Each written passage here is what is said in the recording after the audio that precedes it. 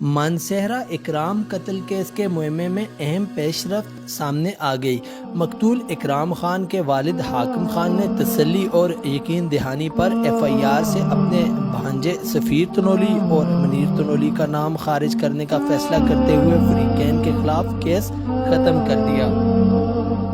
تفصیلات کے مطابق گزشتہ سال مانسہرہ شہر میں ہونے والی ٹارگٹ کلنگ میں نامعلوم موٹر سائیکل سواروں کی فائرنگ کا نشانہ بننے والے اکرام خان تنولی کے قتل کے بعد ان کے والد کی جانب سے ابتدائی طور پر نامعلوم افراد کے خلاف ایف آئی آر درج کرائی گئی۔ بعد ازاں مقتول کے والد حاکم خان کی جانب سے شک کی بنیاد پر غلط فہمی میں اپنے بھانجے سفیر تنولی اور منیر تنولی کو نامزد کر دیا گیا، تاہم کاروباری شخصیت محمد یونس تنولی، صادق تنولی اور سفیر تنولی کے بھائی اور بحرین کی معروف کاروباری شخصیت دلاور خان تنولی کی مخلصانہ کوششوں سے مقتول کے والد کو اپنی جانب سے اس کیس میں ملوث نہ پائے جانے کی مکمل یقین دہانی کروائی گئی۔ فریقین کی جانب سے کرائی گئی مکمل تسلی اور یقین دہانی کے بعد مقتول کے ورثاء اور